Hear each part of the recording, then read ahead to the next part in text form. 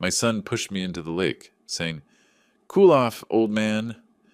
While I was choking on water, he laughed as if it were a joke. But when I got out onto the shore, shivering and wet, I took out my phone and showed him something, and his smile disappeared instantly, because now the betrayal had turned into justice, and the consequences for him would be devastating. Before we continue, please subscribe to the channel and let us know where you are listening in the comments. The medical bill trembled in my weathered hands. $3,000 for last month's emergency room visit. At 70, these numbers hit differently than they used to. The kitchen felt smaller somehow, morning light filtering through Margaret's yellow curtains, highlighting every dust mote that danced in the still air. The grandfather clock in the hallway marked 9:30 with its familiar chime when the phone rang. That old rotary phone Margaret insisted we keep, black bakelite worn smooth by decades of conversations. The caller ID showed Brandon's number, which made me pause. My son rarely called before noon. "Dad?" His voice carried that artificial brightness I'd grown to recognize over the past few months. "Listen, we should, spend some time together today. At the lake." I set the bill aside, studying my reflection in the chrome surface of the toaster. "What exactly do you want to discuss, son?" "Better face to face. Family time, you understand?" Traffic sounds buzzed through the phone. He was calling from his car. "Bring swim trunks. We'll make it fun. The kids are excited." Something in his rushed breathing made my chest tighten. "Brandon, what's this really about?" "Dad, please. Can you meet us at Lake Harmony around noon?" I walked into the living room, picking up the framed photo from the side table. Brandon at 10 years old, gap-toothed grin, holding up a fish we'd caught together. When had that earnest boy become this stranger who asked about property values and retirement plans in conversations that felt more like interviews? "You've been different lately," I said, settling into Margaret's chair. "Those questions about the house, about my finances. I'm just concerned about your future, Dad. We all are." The word concerned hung between us like smoke. Concerned about what? I'd been managing fine since Margaret passed. Better than fine. I'd been careful, responsible, the way she'd taught me. "Noon, then," I heard myself saying. "But Brandon—" "Yeah? Whatever this is about, we'll handle it together, like family should." The line went quiet, except for the hum of his engine. "Thanks, Dad. That means everything." After he hung up, I sat holding the phone, listening to the dial tone. "Thanks for what?" The question followed me to the hallway closet where my old leather jacket waited. Margaret had bought it for my 60th birthday, said it made me look distinguished. I grabbed my keys from the hook, their familiar weight reassuring in my palm. Through the front window, my neighborhood looked peaceful. Mrs. Chen watering her roses, the mailman whistling his usual tune. Everything normal, everything safe. But my hands were shaking as I reached for the door handle. The garage door groaned open, revealing my old Ford pickup in the filtered sunlight. I stood beside it for a moment, muscle memory making me check the oil dipstick, test the tire pressure with my boot. Delay tactics, Margaret would have called them. Ways of avoiding what I already knew was coming. 27 years of marriage teaches you to read the signs. 37 years of fatherhood teaches you to read between the lines.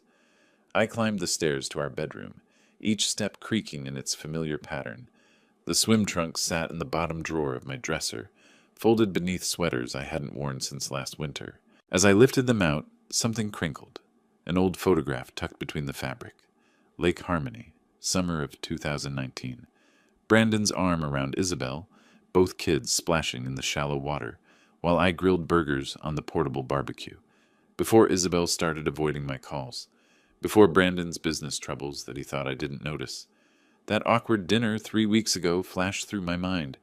"Dad, have you ever thought about estate planning? Really thought about it?" The way his eyes wouldn't meet mine when he asked.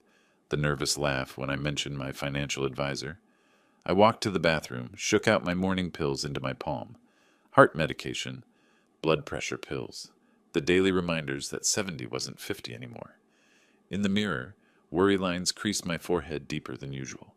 Gray stubble made me look older, more vulnerable than I felt inside. Was I overreacting? Reading too much into a son's invitation to spend time with his family? But Margaret's voice whispered in my memory. Trust your instincts, Derek. They've never steered you wrong. Back in the garage, I packed a small cooler with water bottles, added some granola bars from the pantry. My phone vibrated against my leg. A text from Brandon. See you soon, Dad. Thanks. There it was again. Thanks.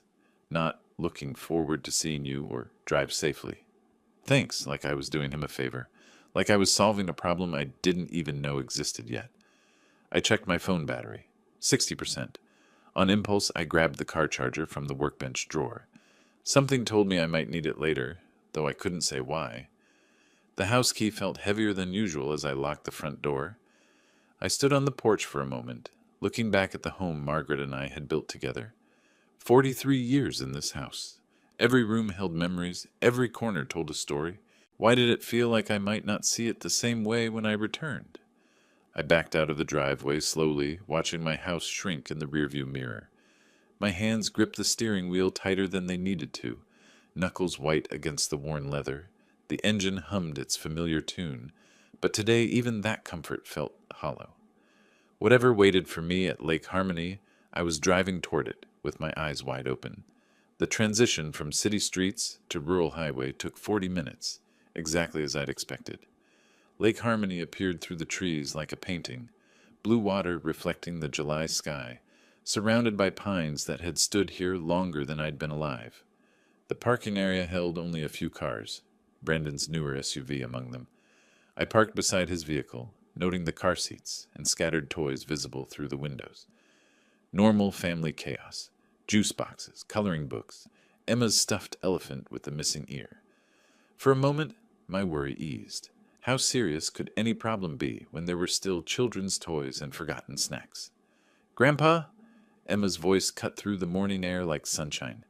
8 years old and pure energy, she sprinted toward me with James close behind, his 6-year-old legs pumping to keep up.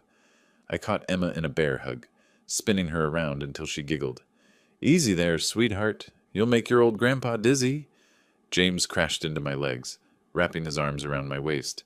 Can we go swimming now? Mom packed our suits and everything. After we eat lunch, buddy. Patience.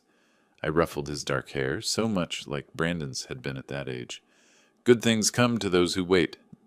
Over their heads, I watched Brandon and Isabel approach from the picnic tables.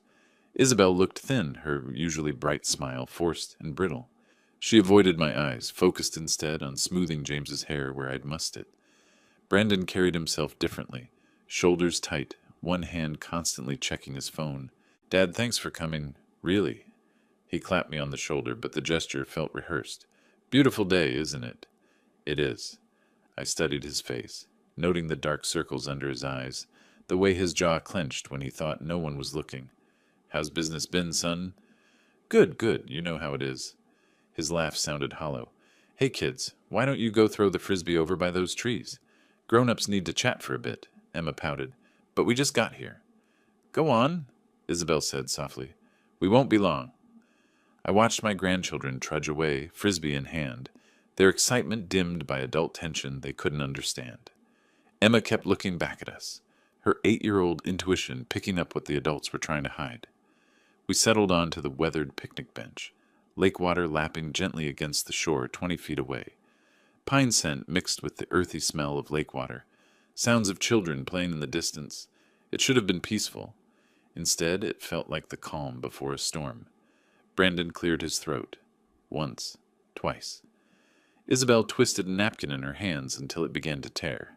Dad, Brandon began, his voice carrying a weight I'd never heard before. We need to talk. I sat between them, my son and daughter-in-law, feeling the warmth of sun on my arms and the chill of something I couldn't yet name creeping up my spine. The lake stretched out before us, peaceful and eternal, while whatever words Brandon was gathering threatened to change everything. Emma's laughter echoed across the water as she chased the frisbee James had thrown too high. Innocent joy, untouched by whatever storm was about to break over our family. I folded my hands on the table and waited. Dad, you know how real estate markets are these days. Brandon's voice carried that rehearsed casualness I'd heard him use with difficult clients. He watched Emma and James sprint toward the playground equipment, ensuring they were well out of earshot before continuing. Your house has appreciated significantly. I shifted on the bench, creating subtle distance between us. Isabel twisted a paper napkin from our packed lunch until white shreds scattered like snow across the weathered table. Her silence spoke louder than any words could. What exactly is this business opportunity, son? I kept my voice level, but my internal radar had activated. And why the sudden urgency? Brandon's palms left damp prints on the table as he leaned forward. Well, you see, there's this cash flow situation. Temporary, of course, but the timing is critical. And your house, it's just sitting there, you know? All that equity, doing nothing.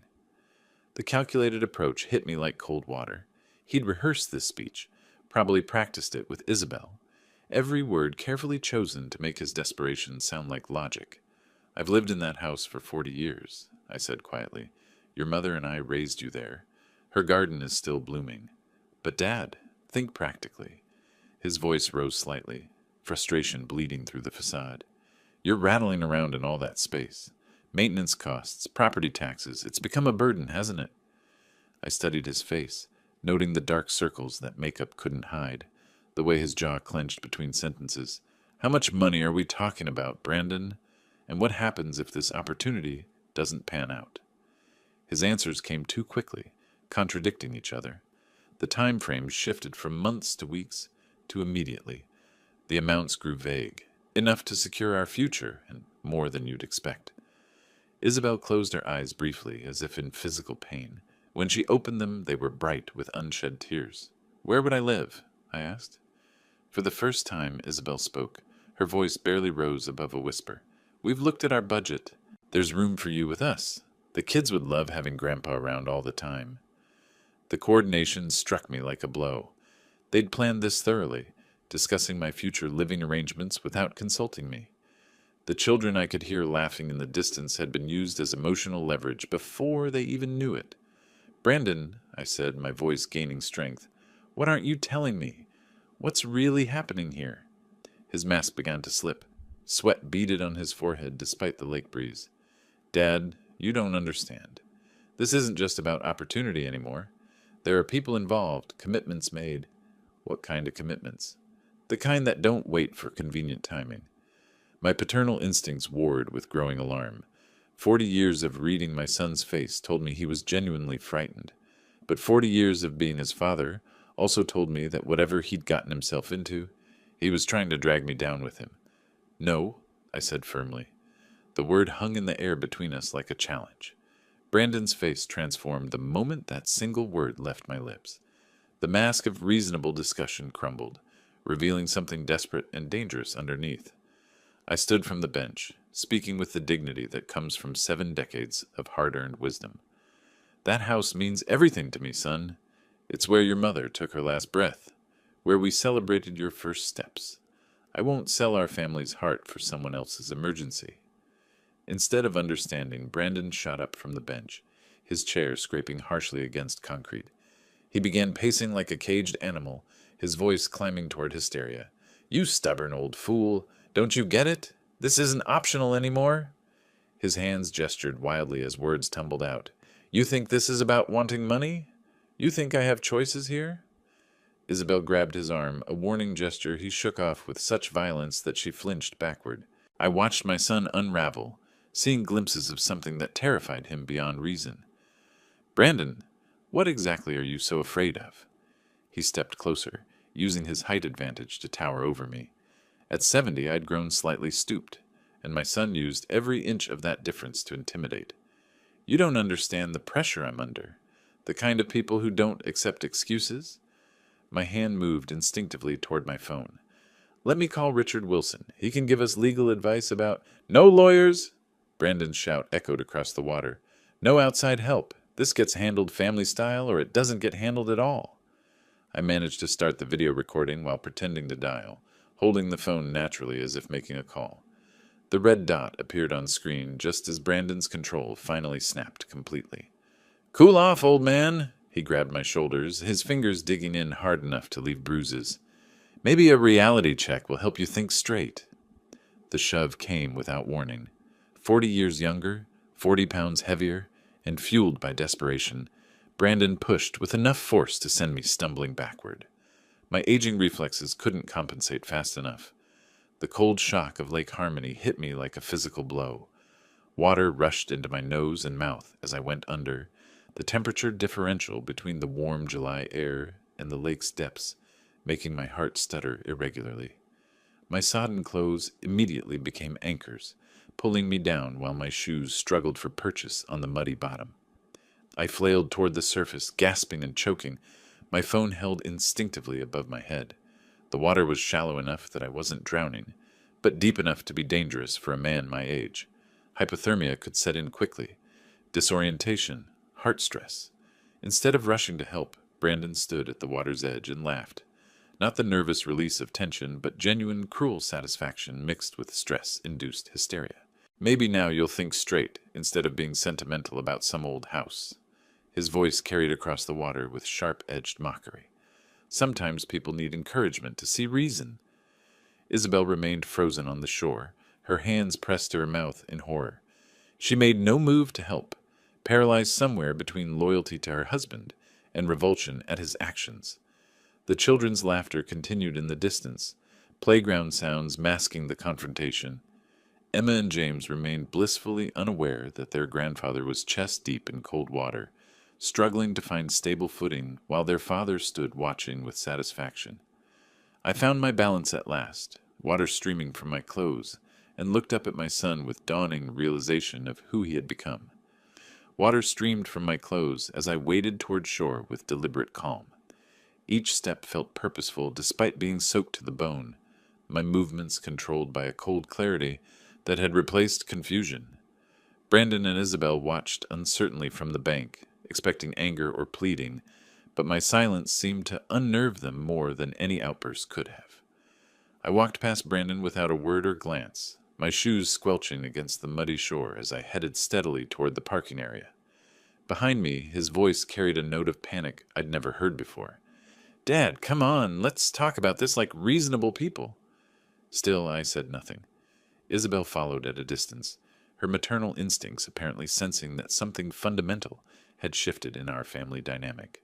Her footsteps on gravel sounded hesitant, uncertain. When I reached my ford, I turned to face Brandon, who had hurried after me with increasing desperation.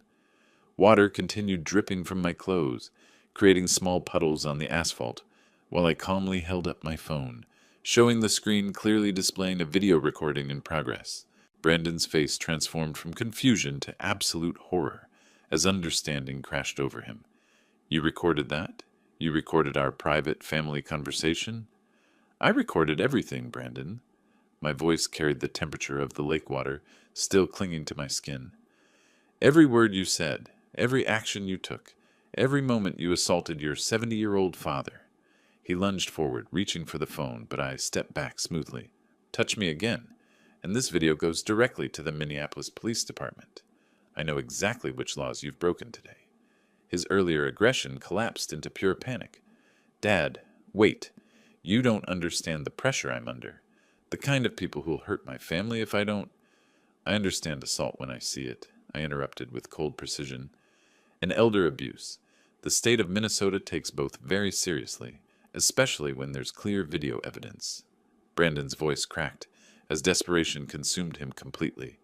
"You can't seriously be thinking of calling the police on your own son, your grandchildren's father." I opened my car door, engine keys already in hand.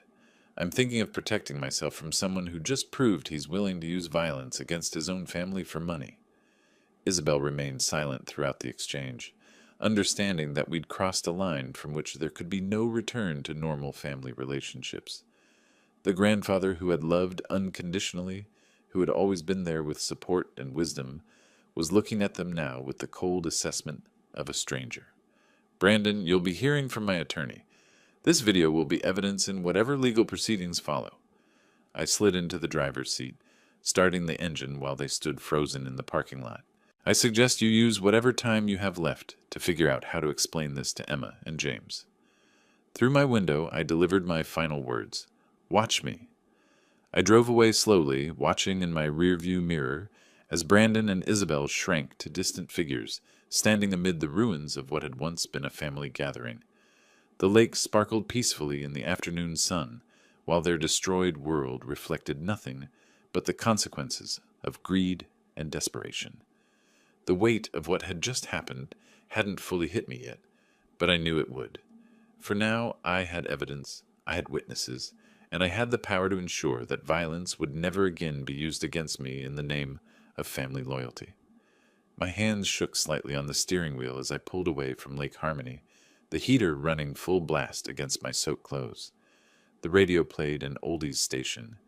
Sweet Caroline drifted through the speakers, the same song Brandon used to sing along to as a child, bouncing in his car seat during our fishing trips. Muscle memory made me pull over at the familiar oak tree 30 minutes into the drive home. This massive old giant had witnessed our best father-son moments over the years. Here I'd taught Brandon to tie fishing knots with patient repetition. Here we'd shared peanut butter sandwiches while planning weekend adventures that never seemed long enough. I sat beneath those same sprawling branches, my wet clothes still clinging uncomfortably, and pulled out my wallet. Behind my driver's license, I kept an old photograph.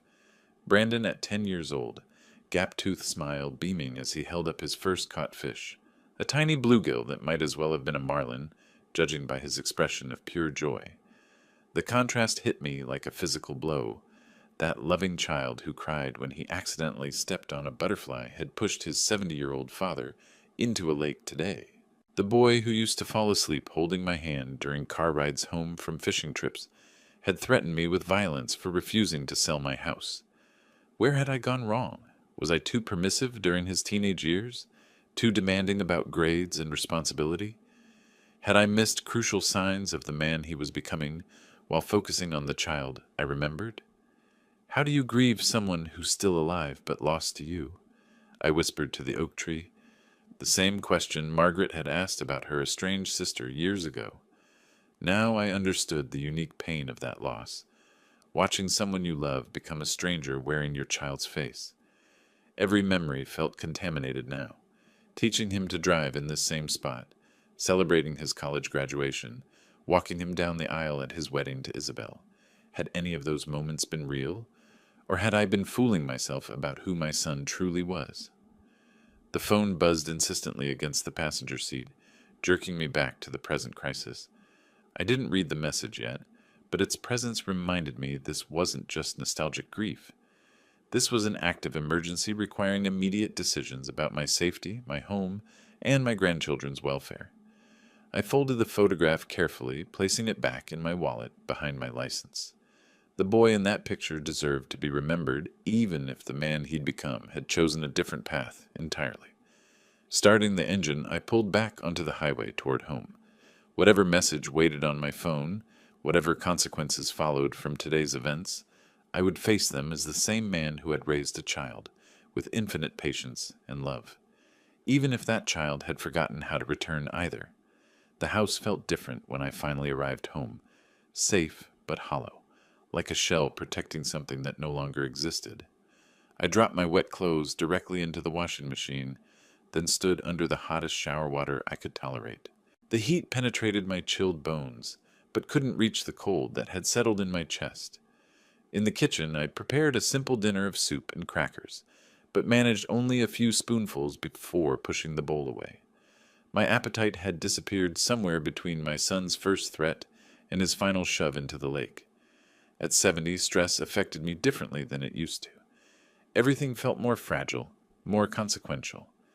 Evening light filtered through Margaret's curtains as I settled into her favorite chair, surrounded by family photo albums I'd pulled from the bookshelf.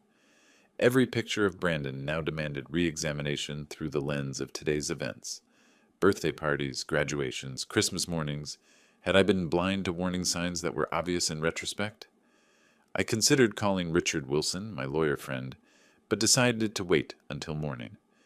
Legal action against your own son required careful thought, not emotional reaction. The video evidence wasn't going anywhere, and rushing into criminal charges felt premature without understanding the full situation. At 9:30 p.m., my phone chimed with an incoming text message. The sender's name made me pause. Isabel. She had my number from the emergency contact list at Emma and James's school. a detail that seemed insignificant until this moment. Her message appeared longer than usual, emotional urgency evident even in the preview text. Derek, I'm so sorry about today. Brandon is under enormous pressure from dangerous people. They're threatening him, threatening us all. Can we meet tomorrow? Just us. He doesn't know I'm contacting you. Please. I read the message 3 times, processing implications that extended far beyond a family argument about money, dangerous people, threats against the family. Isabel reaching out secretly, risking Brandon's anger to contact me. My paternal instincts warred with the memory of Isabel's silent complicity during today's confrontation. She'd watched her husband push his elderly father into a lake without moving to help. But perhaps she'd been trapped between loyalty to her husband and fear of something even worse. The mention of threats against us all sent ice through my veins. Did that include Emma and James? Were my grandchildren in actual danger, while I'd been treating this as a family dispute about financial boundaries? I composed my response carefully, maintaining control while leaving the door open for crucial information. Tomorrow, 10 a.m., Cozy Corner Cafe on Main Street. Come alone. Her reply came within minutes. Thank you. I'll explain everything. Setting the phone aside, I checked the door locks twice and turned off the lights throughout the house. Tomorrow's meeting would either clarify misunderstandings or confirm my worst fears about the scope of this crisis. Either way, I would face it with the same determination that had sustained me through 70 years of life's challenges. I arrived at Cozy Corner Cafe 15 minutes early, choosing a corner table that provided clear sight lines to both the entrance and parking lot. The morning coffee crowd offered perfect cover for a private conversation while ensuring public safety. After ordering black coffee, I reviewed yesterday's video one final time, steeling myself for whatever revelations awaited.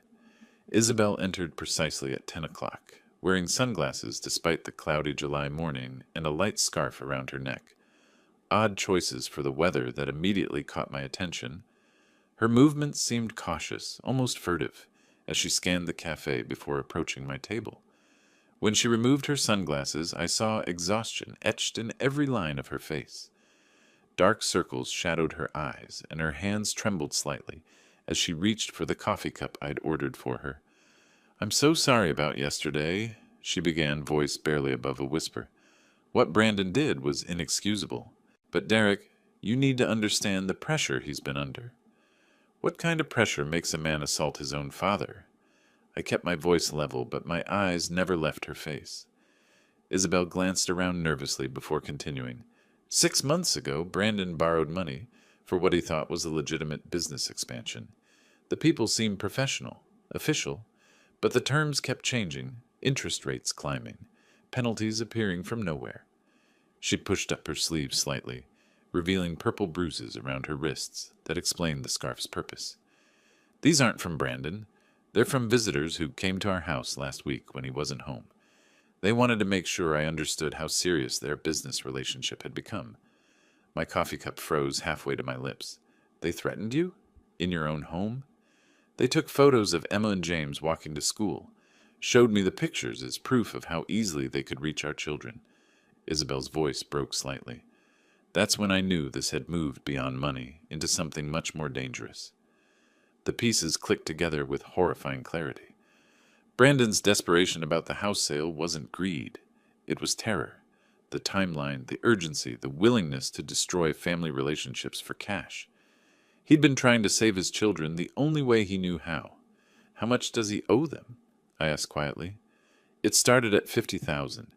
With interest and penalties, it's grown to nearly 200,000. They want payment by the end of this week, or they move from threats to action." Isabel leaned forward, her voice dropping even lower. "I didn't contact you about the house sale. I contacted you because I don't know how else to protect Emma and James. Brandon's pride won't let him ask for help, but these people, they're not going to wait much longer." I studied her face, seeing genuine fear mixed with desperate hope. "Why didn't you come to me sooner, before things escalated to violence?" "Brandon made me promise. He said involving you would only make things worse, put more family members at risk. But after yesterday, after seeing what desperation made him do," she dabbed her eyes with a napkin, "I realized staying silent was protecting no one. The full scope of the crisis settled over me like a heavy blanket. This wasn't just family dysfunction, it was my grandchildren's lives hanging in the balance, caught between their father's criminal entanglements and genuinely dangerous people who had already demonstrated their reach. These people who threatened you, did you see faces? Get names? Isabel shook her head. They were very careful about that, professional in the worst possible way. I sat back in my chair, processing information that transformed yesterday's betrayal into today's emergency. My son hadn't just assaulted me. He'd been trying to save his children using the only resource he thought could help fast enough. The question now was whether it was too late for any of us to find a solution that didn't destroy what remained of our family. Hanging my coat in the same closet where I'd grabbed my jacket for that disastrous lake trip felt like completing a symbolic circle. 2 days ago, I'd left this house as a grandfather, worried about his son's strange behavior. Now I returned as a man who understood the true scope of the crisis threatening my family. The simple dinner I prepared, soup and a sandwich, sat mostly untouched on the kitchen table. My mind churned with images of Isabel's bruises, the fear in her voice when she mentioned photographs of Emma and James at school. This wasn't a family disagreement about money anymore. This was an actual criminal enterprise holding my grandchildren hostage. I moved to Margaret's chair in the living room, settling into the worn cushions for the first time since her funeral 6 months ago. If ever I needed her wisdom, it was now. She'd always been the strategic thinker in our marriage, the one who saw solutions where I saw only problems. "What would you do, sweetheart?" I whispered to the empty room. The answer came to me with startling clarity. "Get professional help." This situation required expertise I didn't possess: legal knowledge, criminal procedure, financial strategy. 45 years of friendship had prepared me for this moment. I retrieved my old address book from the kitchen drawer, its leather binding worn smooth by decades of use. Richard Wilson's name appeared on the first page under W, my first call whenever life threw curves I couldn't handle alone. We'd served together in Korea, shared best man duties at each other's weddings, mourned each other's losses. "Richard, I need your professional help," I said when he answered on the second ring. "It's about Brandon, and it's serious. Can we meet tomorrow morning?" "Of course, Derek. Come to my office at 9 a.m. Bring whatever documentation you have." No questions asked. That was Richard, understanding that some conversations required face-to-face security. Next, I moved to my study, sitting at the same desk where I'd stared at medical bills that morning Brandon called. The irony wasn't lost on me. Financial worries had started this crisis, and financial solutions might end it. I pulled out stationery and began writing carefully measured words. "My dear Emma and James, Grandfather loves you more than all the stars in the sky. Sometimes families face challenges that require adults to make difficult decisions. Whatever happens in the coming days, remember that everything Grandfather does comes from love for you both." The letter continued with age-appropriate explanations, careful not to frighten while preparing them for possible changes. I sealed it in an envelope marked, "For Emma and James, in case of emergency." Then I began organizing information systematically: video evidence of Brandon's assault, financial records showing my available savings, timeline of events from Isabel's testimony, notes about criminal threats. By the time I finished, I had a clear picture of our resources and challenges. My savings account contained enough to address the immediate debt without selling the house. Not comfortable, but possible. The question was whether professional intervention could transform this crisis into manageable legal cooperation. Tomorrow, Richard would help me understand our options. Tonight, I prepared for every possibility, planning rather than grieving for the family I thought I knew. Richard's law office occupied the 15th floor of a downtown Minneapolis business building, its windows offering a panoramic view of the city where my family's crisis was unfolding.